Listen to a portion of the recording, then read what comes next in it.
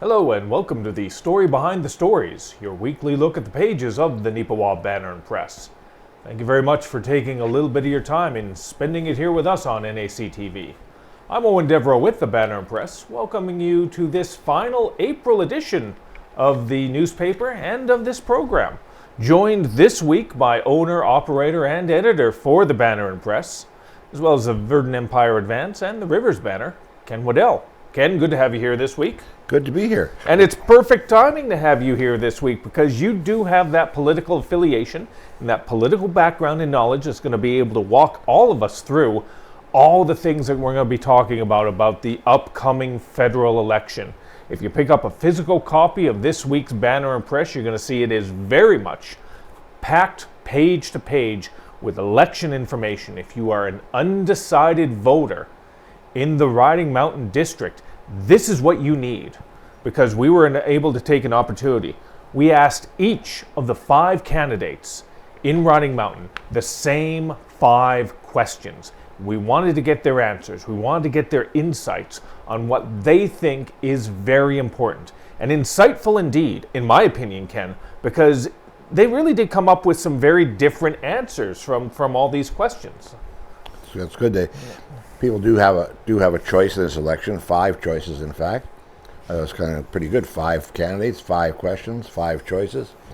There's a pattern there. But anyway, there's lots of different opinion, and I think that it's going to be a very, very interesting election. Right now, as we tape, we're about 3 days out from the election, and lots of predictions flying around out there.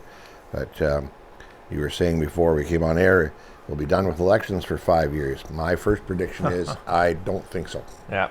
Well, if you were curious as well about what the 5 questions are, you got to pick up a copy of this week's paper, but we're going to give you a little bit of the information right now.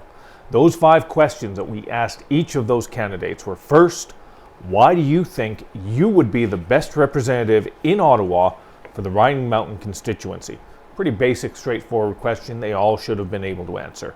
Second question, what, in your opinion, is the biggest single topic or issue within Riding Mountain that you would fight for if elected? Now, here's where some dynamics change depending on the individual, what they thought was the most important topic. It was really interesting to see how that sort of shifted from party to party. This next one was a little more personal, as opposed to what they believed the parties thought was the most important topic. We asked them on a personal level, what is the most important single topic to you that you care deeply for or are passionate about regarding this year's election? And again, that one was a huge swath of different opinions and thoughts and beliefs. So they explained it to us and they explained what they wanted to do with it, which I think was very insightful. This next one was a little more of a personal one for us here at the Banner and Press. What would you or your party do in terms of the stance for Bill C-18, the Online News Act, and if elected, would your government repeal it? Now, if you're a little unfamiliar with Bill C-18, essentially that's the Facebook Act, that's the Google Act. It was put in place there by the former Trudeau government to get Facebook essentially to pay up for use of news that they had in there. As opposed to doing that, Facebook pretty much cut off all Canadian news. So any Canadian news agency cannot post on Facebook. If you go to the Neepawa Banner and Press Facebook page, you'll see we're pretty much blank on there. And that's not because we got lazy. It's because anything we post on there cannot be seen in Canada. Interesting thing about it is, though, if you are a resident of the United States, of England, Ireland, Philippines, Australia, you can see all that information. It's only right here at home in which you are completely blanked out. So we thought on a personal level, we wanted to get the perspective of each of those candidates on that one. And the final question was, why do you believe your political party is the best option for leading or guiding Canada's mandate for the next 4 years? And I very specifically worded it that way, because let's be honest, not every one of these political parties is going to be leading. I'm not going to say who, I'm not going to say what, but we can put 2 and 2 together. So there's going to be parties, though, that can guide the conversation. They may not be in charge, but they might be big enough and significant enough that they can shift the conversation. So that's going to be kind of interesting. Ken, let me get a take from you once again, just about the 5 questions and reading through it, if there was anything that sort of jumped out to you as interesting. Well, as you said, Owen, the question about Bill C-18 is of particular interest not just to newspapers, but to all news media, including NACTV. Because when the Bill C-18 was passed into law, it required the Facebook to and other news media or other online news types to pay into a fund that would be distributed by the government to news outlets. Needless to say, we didn't get any of that because from Facebook, because Facebook said, yeah, enough, done, and shut it down. So like Owen says, you can't find us on Facebook with any information on it in Canada. Google, on the other hand, said that they were going to give some money to the government, and they cut a deal at way less money than what would have been owed, quote unquote, under C-18. But they made a deal with the government. The government passed off the responsibility for dividing that money up to a number of news organizations, like, I don't mean news institutes, but I mean people like News Media Canada, for example, and Canadian News Collective. And supposedly there's money been doled out to some news media, and all news media are supposed to get some money out of that. We haven't yet. Not sure we will. But it's a convoluted, back-assward way of doing things, really. I sort of don't blame Facebook for saying, nope, we're not doing this. Mm-hmm. On the other hand, Facebook and Google and all these other online groups take our material, which we've paid for, worked hard for, developed. And yes, it's very local, I get that, but they don't pay anything for it. It costs them nothing to repost our material on their websites. In our case, we don't mind as much as if we were a subscriber paper, because we give it away for free anyway. So the more people that see our stuff, I guess, is a benefit to us. But I do know that the Conservative Party is quite opposed to the Bill C-28, or C-18, pardon me, and have said, at least if I can believe our own MP here, that they will withdraw it.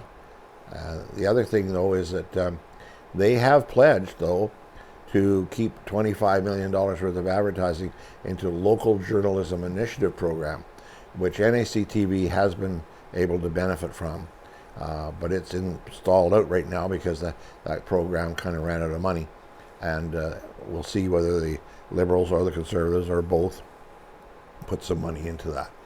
That said, before my Conservative fans, and I think, well, maybe I've got fans in all parties, I don't know, but before they get too excited about it, I personally am not in favor of subsidizing news media outlets. I believe that government, businesses, individuals, whatever, should buy advertising space. But it's hard to make that happen. We work hard every day to try and sell ads to in the newspaper business and at NACTV to businesses, so that the two entities, the papers, well, 4 entities, because we have 3 papers plus a TV station, to keep them on the air or keep them in print. And it's a constant battle to sell ads. Yeah. And part of the problem with that as well, Ken, is it comes from even before Bill C-18 came into effect. It's an issue particularly with Facebook. If you are a loyal and consistent viewer of this program, you know my opinion on Facebook and the value that it has, in that it has no value anymore. It peaked at its value in around 2017, and ever since then, for the most part, it's been a dumpster fire. A complete and utter dumpster fire. And the problem I have with Facebook as well, to a degree, is this is a perfect example. Organizations, individuals will put things on Facebook and think it's news, and not just a newspaper, but radio as well, and television. They think it's a proper substitute for them. They will put information on there, get 3 likes and 2 shares, and think they have blanket coverage throughout the region, which is ridiculous. It is utterly and totally stupid and narrow-minded. It's tunnel vision at its absolute worst. Everyone in there is in their own little echo chambers as well, and they're not getting all the information from all the places they need to do it. Now, I'm not saying you have to read the newspaper. I'm not saying you have to listen to the local radio. And I'm not saying you need to watch the local television. But if you want all of the perspectives and all of the angles, where else are you going to get it? The algorithms sort of point you in the one direction you want to go in, and there's no other left. There's no left, there's no right, there's just your trail down there. And if that's the trail you want to go down, that's your prerogative. You can do that if you want, but you're not educated. You're not fully educated on the facts. And I think a fully educated sort of society keeps society progressing forward. And that's what part of this election is about as well. What kind of society are we going to have for the next 5 years, the next 10 years? Where are we progressing towards? It's going to be very interesting come Monday night and Tuesday morning to see where we are pointed. So yeah, I'm going to be watching that with great anticipation on Monday night. I just hope I don't fall asleep before all the results are in. But as you're speaking there, Owen, I'm reminded that you're absolutely right. My Facebook site, my personal Facebook site, and the one my wife uses, hers is better than mine because she's on it more. She gets a wider algorithm offering than I get. I typically turn mine on, and it'll be hours for the ER at Russell, hours for the ER at Glenborough, hours for the ER at Neepawa Hospital or Minnedosa Hospital, whatever, on and on and on. Prairie Mountain Health Doc. I don't really care what the ER hours are at Russell, but I get it every bloody day. And a lot of other things that what I don't get my own granddaughter's Facebook site. I have to go searching for it. It doesn't come up. That annoys me. The other thing is, I once said, and maybe he was a little low on the numbers that people have on their Facebook with an event, but let's say you have 100 for your Facebook event.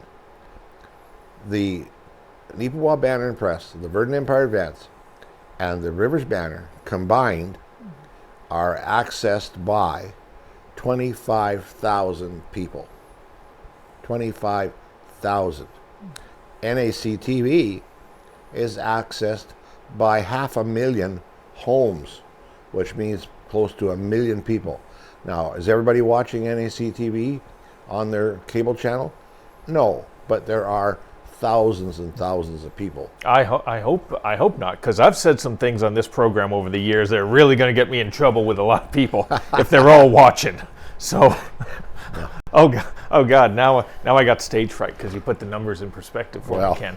It's there. I mean, that's the numbers. I mean, between Bell, Expressview, and WCG, and online, and our YouTube channel and everything else, we're convinced that we're available to 1 million homes. In that case, I'd like to apologize to everyone over the years I've offended on this program. Now that I know you're out there, my bad. Okay. Let's shift over. We very much hope that you're going to be able to, if you are an undecided voter, to pick up this week's paper and sort of fill in some of the blanks and make the decision for yourself. And even if you are already decided, just that little bit of extra education there. I mean, it'd be great to sort of know who these people are moving ahead. So, and if you wanted to know a little bit more about them as well, there was an opportunity. As we segue into our next story, written by Josh Jackson this week, there was a candidates forum held in Dauphin earlier this week. It was, in essence, the only candidates forum that was held in Riding Mountain this time out. A little unfortunate there, but just the details of getting something organized are a little difficult. So kudos for Dauphin Chamber, I believe, helping to put that together. Unfortunately, there were only 3 candidates that were able to show up at it. I'm not going to tell you who. That's why you got to pick up a copy of the Banner and Press and see for yourself. I'm not sure whether it's in the paper or not, but we were talking in the office about one of the candidates' comments about foreign aid and whatnot. Again, not going to say whom, because don't want to skew in any way, shape, or form your opinions on any of this. But their comments on foreign aid in a community such as Dauphin, we found just amazing, remarkable in regards to what their thoughts were on aid to Ukraine. But other than that, it was great that they were able to put something on, and that we were able to, with some small degree, share that information with you in our pages, even though we weren't able to be there ourselves. But if you do want to get a little bit more information, always remember other avenues, such as the Dauphin Herald. I'm sure they were there in person. You can find them online as well. Or CKDM? No. Yes. Yes, CKDM. The radio station in Dauphin probably had some wonderful coverage on that. Branch out your perspectives, not just Neepawa area, but elsewhere as well. Because Riding Mountain's a big place, and there's a lot of different opinions and attitudes throughout it. So it'd be interesting to see how it plays. There's one last comment on accountability, Owen. If online, on a feed from whoever, you have no guarantee that what they're telling you is the truth. You're nearly guaranteed that what's in our paper is the truth. And why? Because of accountability. If Owen or I or any of our staff screw something up, state something that's false or incorrect, we hear about it. Yep. And you'll see corrections in our paper. Not every week, but fortunately we don't make a bad mistake very often, and make some little mistakes, but we correct them. On the internet, people can say whatever they want, and there's no way of tracking down who they are, why they've said it, or whether it's the truth. And that's why newspapers are going to be here for a long time, and local media such as NACTV, and you mentioned CKDM radio, places like that, because there is accountability. There is a place right here in Neepawa where you can march in the door and say, Ken or Owen, you screwed up. And that keeps us, not that we want to do that, we wouldn't ever want to do it on purpose, but that keeps us on track. You can depend on the local news 99.5 or 9% of the time. Yeah, we're still human. We're still fallible from time to time, but we step up and we take accountability for it. Well, so. I am, but Owen, we depend heavily on your stuff to be absolutely accurate every time, okay? Oh, God, we are so messed up then. Yeah, we are. Well, again, I've said this before, and I'll say it again until, somebody else does it. In the coming up on 21 years I've been in this industry, I've been threatened with lawsuits and physical violence about 3 times, maybe 4 times, and I have never been sued, and I've never been punched. So that's a pretty good track record. I unfortunately know compatriots over the years that can't say the same thing for either. So it's been a long time, but I had my life threatened 3 times. Oh well. Well, maybe in your editorial, maybe you'll get things rolling again, Ken. But there you go. Although again, these are Ken's own opinions and thoughts and perspectives on any topic, and this week Ken goes in on this election and the significance of this. And I don't think it's hyperbolic to say that this is one of the most important elections Canada has had in at least 25 years, in the very least 25 years. I think you're correct. And what I go to a theme that I go to often, an overarching theme is let's examine the history, let's examine the truth. I go right back in this one to the early days of Manitoba, and when the Hudson Bay Company sold land to the Government of Canada in 1869. They may have all been well-intentioned and all the rest of it, but they didn't tell the local people. They just came in and started surveying. Well, that caused the Red River Uprising, or the Riel Rebellion, or the Red River Insurrection, or whatever you want to call it. But there was a lot of things that happened there, or something that weren't good, for sure. But there was good reason for that concern and being expressed in very clear terms. Fast forward to more modern times, my pull quote, it says, a former mayor once said that Toronto is the economic engine of Canada. nobody seemed to mention to him where that engine got its fuel. And whether it's petrol products, it's Western Canada. If it's food, it's somewhat Western Canada. If it's exports, it's largely Western Canada. There's always been an alienation for Western Canada, and this election elects, dare I say it out loud publicly, if this election elects a Liberal government, again, after the 10 years of deepening Western alienation, it's only going to be worse. I talked to a friend from Alberta a couple of nights ago, and he says, in Alberta, there's a large number of people that will be either ready to go on their own as Western Canada or as the 51st state. And I would hate to see either of those. But at some point, Ottawa has to start realizing that if you keep pissing people off, there's going to be a reaction. And they're getting it. Most definitely. And again, it's one of those things of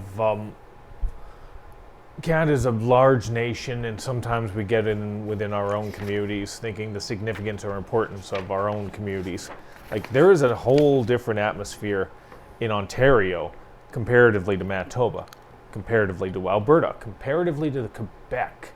And this election could very much sort of continue to sort of that boiling point, as Ken alluded to. I mean, it might be a tipping point. Who knows? I guess we'll most definitely find out in and around this time next week. If you want to find out a little bit more of the history behind it and the significance Ken alluded to here, please remember to pick up a copy of the Banner Press, and Ken's right in the center on page 4 on one of our perspective pages, one of our opinion pages.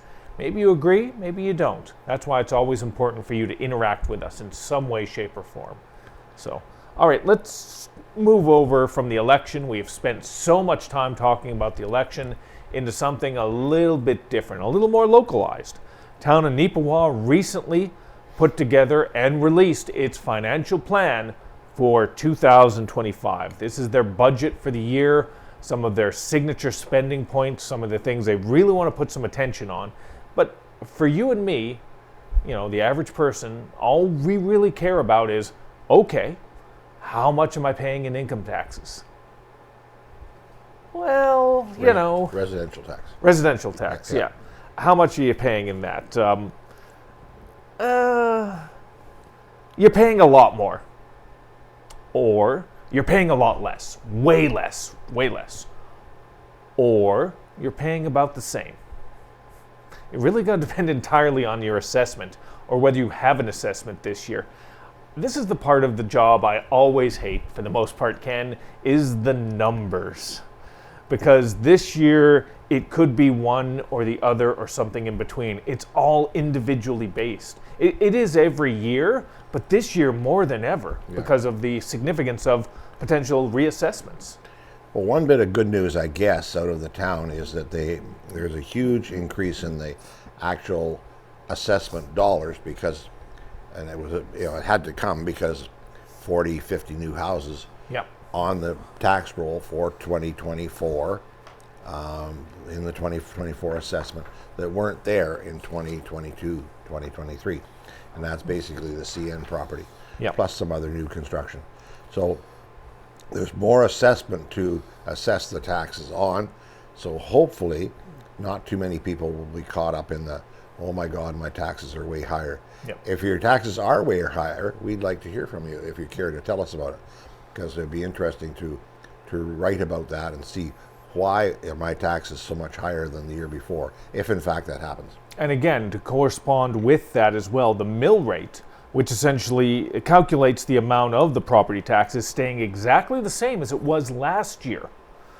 And the reason that you might be paying more is, in the layman's terms, because that's all I can do, because I'm pretty much just a layman myself, the mill rate is the same, but the value of a mill rate in Neepawa has gone up year over year. So that's the best way I can explain it to you. But the mill rate stays the same this year, right? But it stays the same. It is exactly the same as it was last year. But when it comes to where that money is going to be spent, I think you're going to be pleasantly surprised pretty happy with where it's going.